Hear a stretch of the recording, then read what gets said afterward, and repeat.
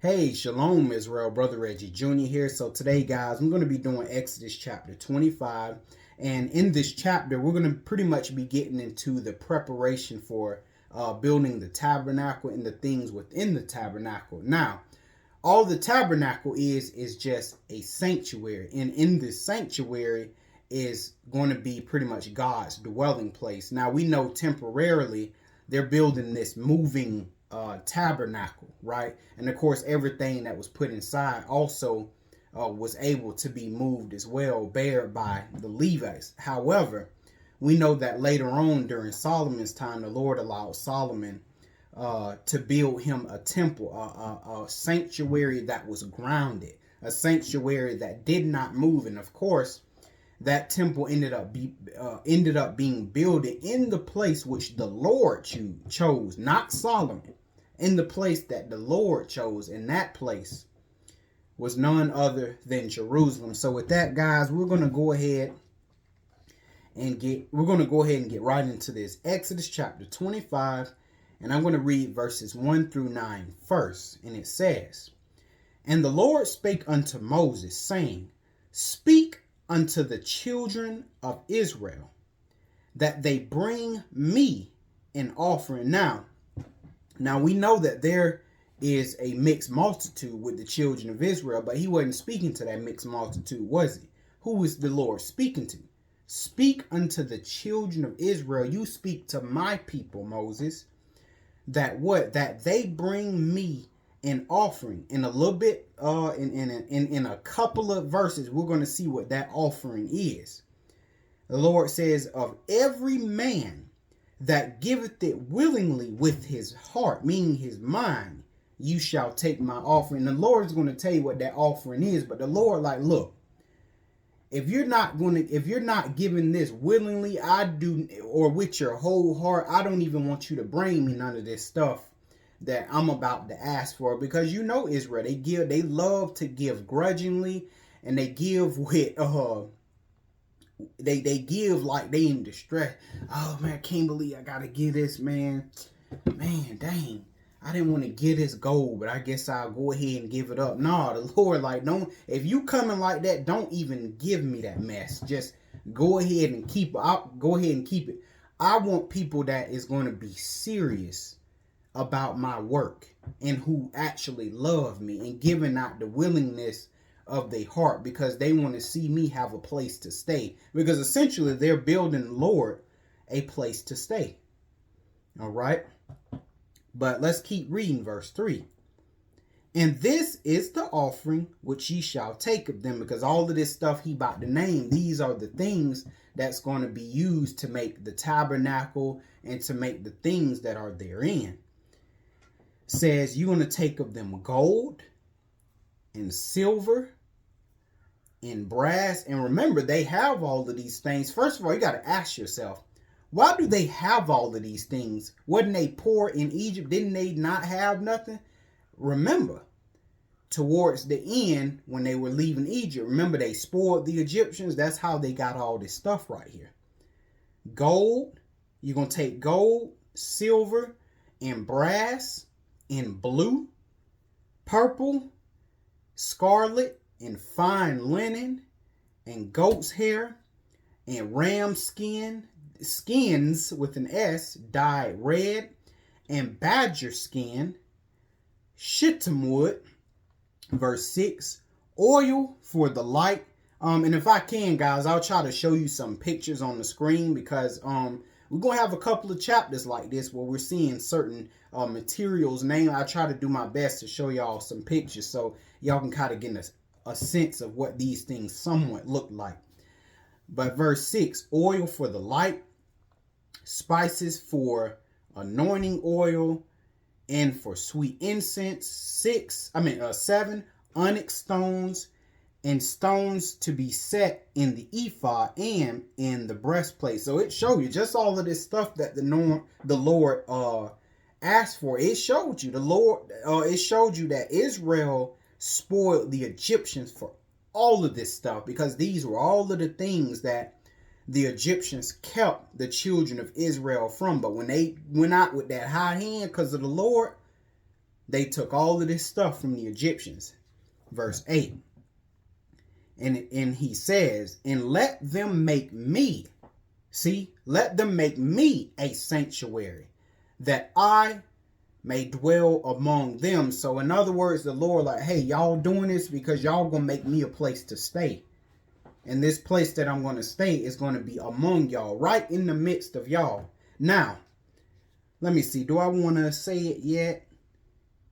Well, not yet. Let me read verse 9. Then I'll say what I got to say.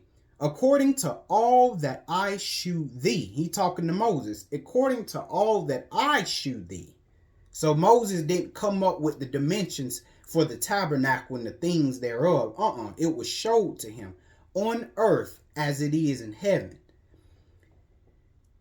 After the pattern of the tabernacle and the pattern of all the instruments thereof, even so shall ye make it. Why? Because this stuff that the Lord given them, these blueprints, these dimensions, it's on earth as it is in heaven. Why? Because it's mirroring that which is above in the third heaven. And that word sanctuary, it means a sacred place. And of course, wherever the Lord dwells, it's sacred, okay? It's real sacred. But let's go real quick to 1 Corinthians 3 concerning the tabernacle and all of that, the sanctuary or temple, if you want to say that. Of course, at this time, this is a moving temple. But we're going to go to 1 Corinthians. I was just on it and I literally flipped right past it. 1 Corinthians 3. And we're going to read verses 16 and 17. And it says, because, you know, we're talking about the tabernacle that the Lord is going to dwell in, this sanctuary or this moving temple. But what? Verse 16. Know ye not that ye are the temple of God? Because guess what? He's going to dwell in the midst of us. Because remember, in Christ's kingdom, ain't going to be no temple. We are the temple that he's going to dwell in / among.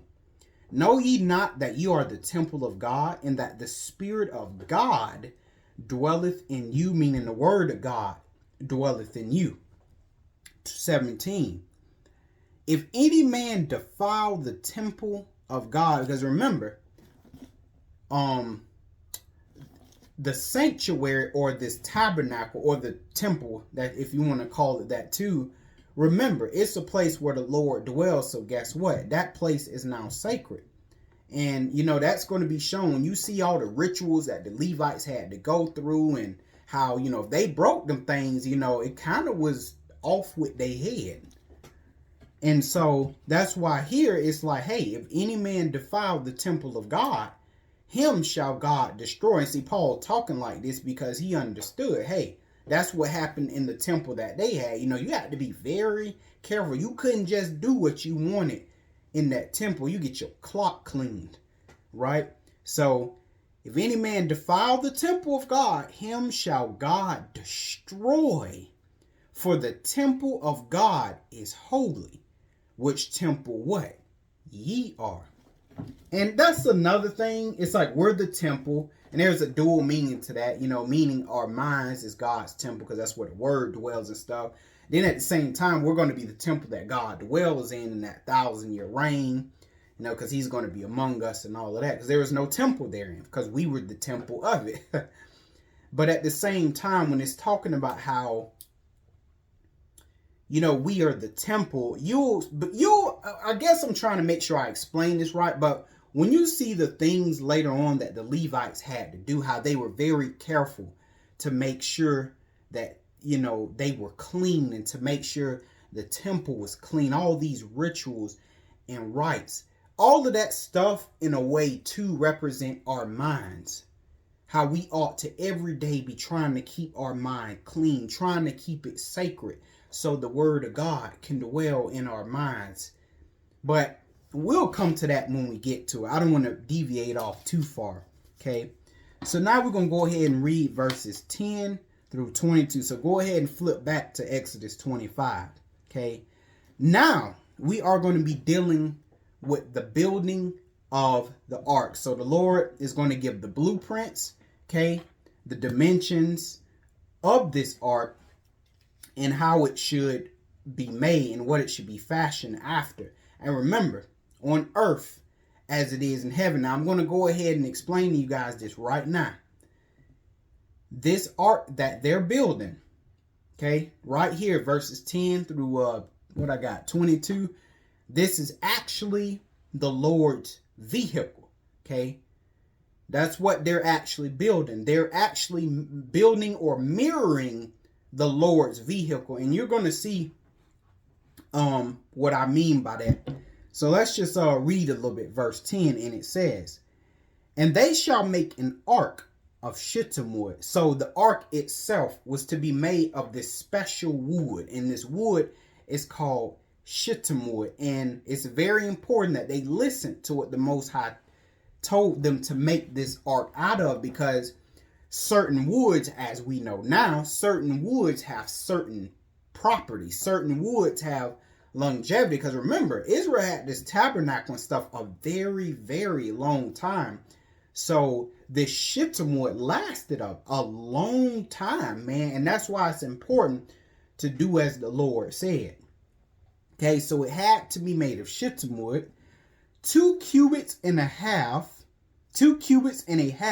shall be the length thereof, and a cubit and a half the breadth thereof, and a cubit and a half the height thereof. And I got all of this translated on my paper, and so I'm gonna go to the paper after I read all of this, and then I'll show y'all what the actual dimensions are, you know, at least in the way that we understand it, which is in feet.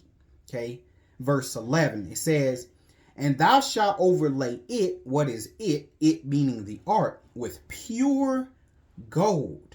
So you mean to tell me that Israel had got pure gold from them Egyptians? Sure did, when they spoiled them.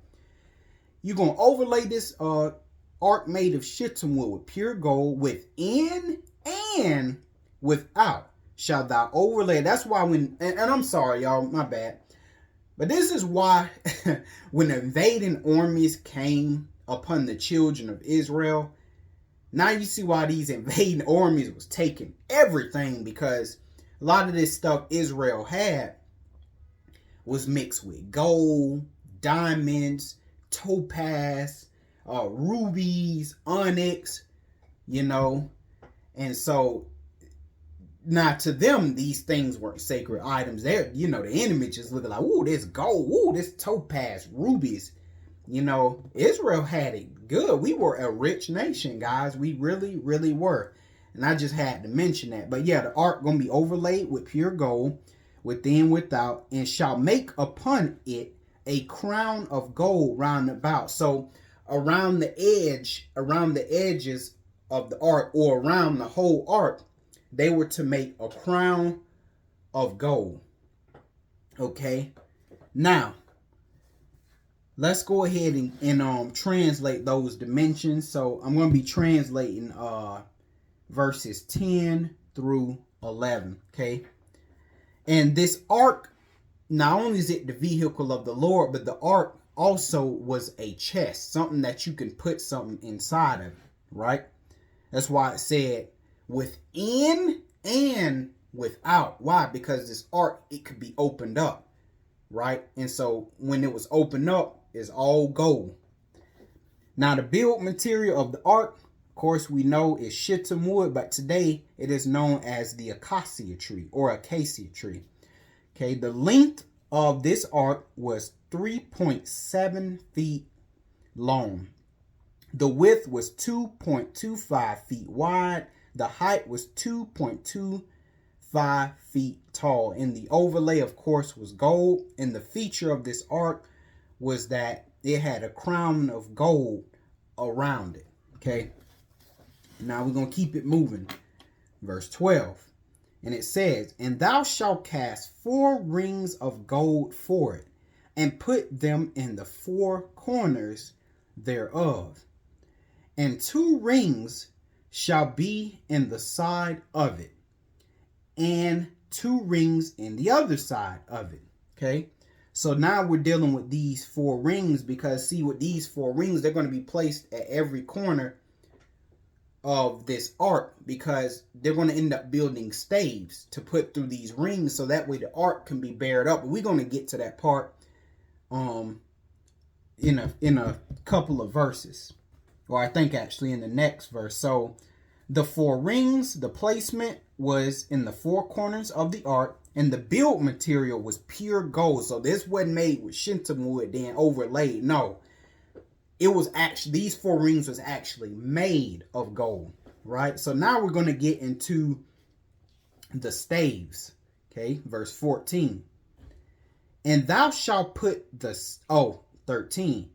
And thou shalt make staves of shittim wood, and overlay them with gold. So these staves are essentially these thick sticks almost, okay? And it was, so they made these thick sticks with shittim wood, and they were overlaid with gold. Verse 14, and it says, and thou shalt put the staves into the rings by the side of the ark, that the ark may be what? This is important, that the ark may be borne with them. The staves shall be in the rings of the ark. They shall not be taken from it. Okay, now let's look at the staves. The build material of the stave. The staves were shittim wood. They were overlaid with gold. And the feature was that these staves were used to bear up this ark. Now, remember when I was telling you how this ark is actually the Lord's vehicle? Y'all definitely gonna see it in a few verses. But remember how I was telling you this is the Lord's vehicle? It quite literally is, because the Lord has cherubim angels, or he has 4 angels that actually bear up his ark. How do I put this? Let me not even say that, because I don't want to confuse y'all. Basically, y'all ever seen the Pope, right? How sometimes he'll be sitting, it'll be like this, and I'll have it on the screen so y'all can see it, but he'll pretty much be sitting on basically a throne, and then there will be men holding up, every side of this throne. They're like carrying it on their shoulders. That is actually called a litter, and they get that from the Most High. You see the man when they bear up, the king be sitting on the throne, and the men get on, get in the 4 corners, and they bear up this throne, and then they take them wherever the king want to go. They literally get that from the Most High. And that's what the Most High actually came down on in this mountain. It ain't just the Lord descended, descending in fire. No, he's literally in the vehicle. That's why you see all that smoke and all that fire. It's just like the vehicles today in our time, how they make that smoke. Sometimes they make fire. I'm talking about like jet engines and all that kind of stuff. Rockets and all, how it be making that smoke and all of that. We literally get that stuff from the Most High. And remember, I believe Ezekiel actually also seen this vehicle. Now, of course, this vehicle is way more mobile with angels carrying it, because angels can boom, gone in a split second. So we know the Lord's vehicle is way different. But I'm just trying to show y'all how, man, we copy everything the Lord do. Now, let's go ahead and go back. I got to figure out where I was. I believe verse 15. And it says, the staves shall be in the rings of the ark. They shall not be taken from it. So once these staves go in this ark, both staves, it was not to be removed. Verse 16. And thou shalt put into the ark the testimony which I shall give you. And see, though I told y'all this ark is actually, even though at the same time it's a throne, it's the Lord's vehicle, at the same time in this ark at the same time is also a chest, like a treasure chest. Y'all know them treasure chests. That's basically that. It's just a big flat treasure chest where something can be put inside. Okay. Here we go. Make sure. Okay, verse 17. Okay, here we go. Now this is proof right here that this is indeed the Lord's vehicle, and that man copied everything that their creator does. 17. And thou shalt make what? A mercy seat of pure gold. Okay, let's just cut past that. You gonna make a throne, pretty much. You gonna make a throne on top of this ark. 2 cubits and a half shall be the length thereof, and 1.5 cubits the breadth thereof. Okay, so this mercy seat, the build material was of pure gold. The length of this mercy seat was 3.75 feet. The width of the mercy seat was 2.25 feet.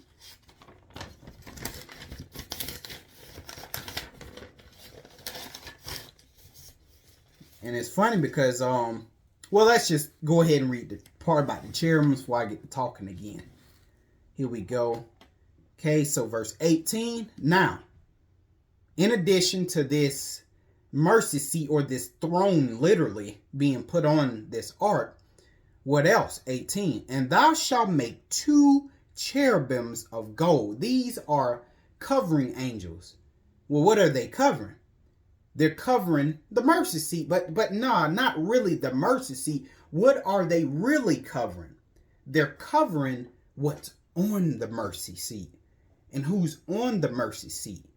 God, the same God in which if you see him in everything, all his glory, you'll be put to death. You'll just die. That's just how it is, because the flesh, we can't handle that. And that's what these covering angels do. So even if the Lord appeared in front of you with this vehicle, thank God that these cherubim angels are there to cover him, because you can't see him and live. All right. So they're literally covering him. They're basically doing that. You might see his feet right here, but the rest of them, the rest of the Lord body is covered. You might see his feet, but him himself is covered from your view. That's basically what these cherubim angels do. But, okay, back to it. Verse 18, and thou shalt make 2 cherubim angels of gold, of beaten work, okay, shalt thou make them in the 2 ends of the mercy seat. So these 2 cherubim angels was to be made of pure gold, of beaten work. So basically they got beaded or sculpted into an angel. I don't know if I'm saying it right. Basically, it's like going to the forge and you just boom. Now you beating, you know how you forming a weapon on the forge and you just boom, boom, and you just beating it. Boom, boom, boom, boom, boom. You're beating it into a weapon. Well, it's the same thing here. You're going to beat that gold into an angel. Okay, and these were, and of course, brothers and sisters, there were men among the children of Israel that we know that the Lord gave knowledge and skill to know how to do these things. It wasn't just no average Joe who didn't know what he was doing make this stuff. No, there was people that God blessed in the mind to know how to do these type of things. It says, of beaten work shall thou make them in the 2 ends of the mercy seat. So one angel was on the one end of the throne essentially, and the other angel was at the other end of the throne essentially. Okay, let's see. Did I already go over?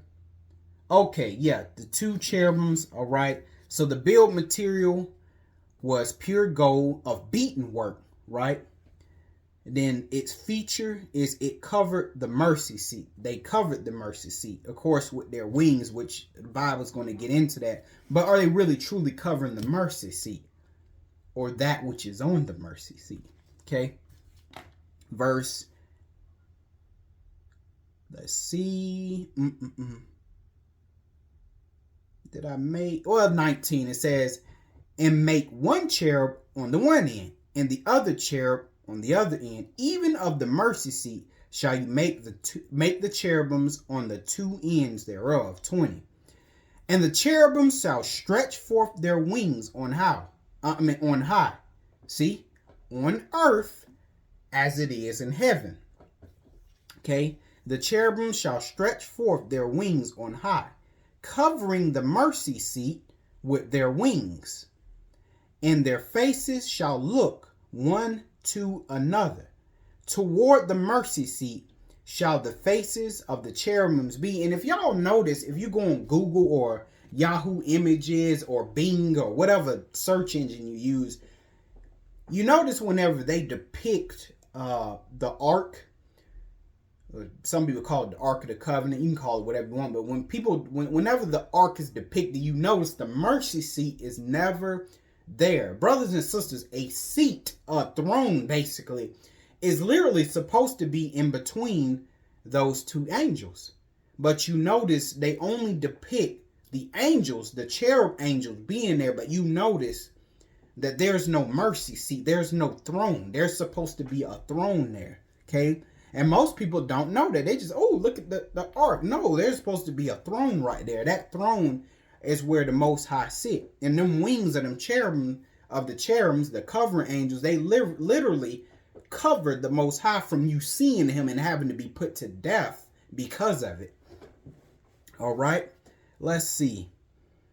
Let me make sure. Verse 20, and the cherubims shall stretch forth their wings on high, covering the mercy seat or this throne with their wings. And their faces shall look one to another. Toward the mercy seat shall the faces of the cherubims be. Okay, I already read that. 21. And thou shalt put the mercy seat above the ark. Okay, meaning on top of it. And in the ark, thou shalt put the testimony that I shall give thee. 22. And there I will meet with thee, and I will commune with thee from above the mercy seat. So the Lord's presence is going to be in that mercy seat. It says, and I will commune with thee from above the mercy seat, from between the two cherubims which are upon the ark of the testimony, of all things which I will give thee in commandment unto the children of Israel. Okay, so that's where Moses is going to take his orders from, right here. Now, we got that out the way. We dealt with the ark, the cherubim angels, and we dealt with the staves and the four rings, and of course the mercy seat, or as we can say, the throne of God on top of this ark, on earth as it is in heaven. Here we go. And so when it say stuff like in Israel and Moses, so when they say it seen God, look, they didn't see God, because no man can see him, and live. So if you see him per se, oh yeah, you can see his feet, toes, and all that. Yeah, that's great. But him, it's a wrap for you. It is a wrap for you. No man has actually seen him in all his glory and everything and lived. So guess what? That's why he got them cherubim angels covering him. Okay, but anyway, guys, let's move on, because I don't want to stay. Now we're going to be dealing with this table. We're going to be dealing with the table that's going to be placed in this tabernacle, right? And on this table, we know the shewbread going to be placed on this table. And we know like bowls and all that stuff going to be placed on the table. So now we're going to get into the construction of this table. Verse 23. He says, thou shalt also make a table of shittim wood. And it must be something to this shittim wood in terms of the longevity, because we obviously seen that this stuff lasted a very, very, extremely, very, very, again, a very long time. So again, like I said, this is why it's important to listen to the Most High when he tells you to build something a certain way. Just like with Noah, hey, he told him, hey, you're going to make this ark of gopher wood. Why? Because there are certain properties that this gopher wood has that can sustain the effects, or survive the effects, I should say, of the flood that was going to be coming. So the same here in this case, but not a flood, but just Father Time, as they say. Thou shalt also make a table of shittim wood. 2 cubits shall be the length thereof, and a cubit the breadth thereof, and a cubit and a half the height thereof. 24. And thou shalt overlay it with pure gold, and make thereto a crown of gold round about. Okay. And thou shalt make it unto a border of a handbreadth round about, and thou shalt make a golden crown to the border round about. Okay, so around this table that was made was going to be basically a border of gold, a crown of gold, but a border of it. All right. So the table, let's go ahead and look at the dimensions and everything. It says the build material of the table was made of shittim wood. The length of this table was 3 feet. The width was 1.5 feet. The height was 2.25 feet. And the overlay of the table was pure gold. Feature of this table was that there was a crown of gold placed around this table. Okay. Here we go. Now, let's see where I was. Let's see. Believe I was on verse 26. And it says, and thou shalt make for it 4 rings of gold. Here go these rings again. And put the rings in the 4 corners that are on the 4 feet thereof, or on the legs of the table. Over against the borders shall the rings be the places for the staves to bear the table. So they had to make 4 rings again. Okay. And of course the 4 rings were of pure gold. Okay. So it wasn't no shittim wood and then it was painted with gold. It was actually made of pure gold, and it was placed in the 4 corners on the 4 legs of the table. But, of course, here it says feet, but we know what it's talking about, legs. 27. It says, let me see. Nope, 28, because it's getting into the staves. And thou shalt make the staves of shittim wood. Okay, and because these staves, like I said, this is what's going to be used to bear up this table. You're going to make staves of shittim wood and overlay them with gold, that the table may be borne with them. Because remember, Israel was constantly going to be moving, not of their own, but they were going to be following the Most High, getting up, moving, stop, getting up, moving, stop. So every time it was time to get up, they had to move all of this stuff, the tabernacle and all of the things therein. That's why the Lord got them putting rings in this stuff and then putting staves in this stuff, so it could be borne by these Levites. Okay, and it says, let me reread 28. And thou shalt make the staves of shittim wood and overlay them with gold, that the table may be borne with them. 29. Let me see. Okay, just making sure everything's good. It says, and thou shalt make the dishes thereof, and spoons, and covers, and bowls thereof, to cover with all. Of pure gold shalt thou make them. So when it came to the silverware or the dining stuff, all of that stuff was made of pure gold. Think about that, y'all. Pure gold, man. Man, that's wild, man. That's real wild. And when it says, let's see, covering, basically, when it says covering, it's talking pretty much about lids. In other words, you're gonna make lids to cover a lot of this stuff. Now we are going to get to, let me see, did I write anything down right here? Okay. Nah, but I don't think this is what I wanted. Now this candlestick part, in terms of the dimensions and the knops and all of that stuff like that, which the knop is basically like a bulbous mass and all that. It's really hard for me to explain this candlestick part. So At the end of this video, if y'all stay, I'm actually going to have an animation plan showing y'all pretty much how this candlestick, or this menorah as people call it, but I think this is really actually supposed to really represent like a tree. But yeah, I'm gonna have an animation plan so y'all can see how this was actually made, because I can't explain this part as good as I could the table and, you know, the art. So let's go ahead and get into it. I'm just going to read this all the way through, and then after that the animation will play. Verse 31, and it says, "And thou shalt make a candlestick of pure gold, of beaten work shall the candlestick be made." So this candlestick was made of pure gold, right? Made on the forge. Beat, boom, boom. Okay. His shaft and his branches, his bowl, his knops, and his flowers shall be the same, all of beaten work. Okay. All made of one piece of gold. 32. "And 6 branches shall come out of the sides of it." Out of the sides of what? That candlestick.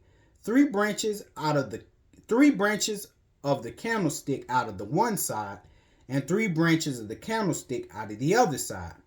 3 bowls made like unto almonds, with a knop, which is like a bulbous mass, and a flower in one branch.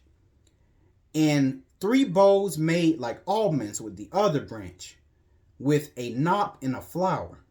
So in the 6 branches that come out of the candlestick. 34. "And in the candlestick shall be 4 bowls made like unto almonds, with their knops and their flowers." 35. "And there shall be a knop under 2 branches of the same, and a knop under 2 branches of the same, and a knop under 2 branches of the same, according to the 6 branches that proceed out of the candlestick." 36. "Their knops and their branches shall be of the same, and it shall be one beaten work of pure gold." 37. So when they were making all of these individual things, like the knops, the flowers, all of that stuff was made with one piece of gold. Not a collage, that's not smart, but all of those things were separately made with its own piece of fine, pure gold. That's what I'm trying to say. 37. "And thou shalt make the 7 lamps thereof, and they shall light the lamps thereof, that they may give light over against it." 38.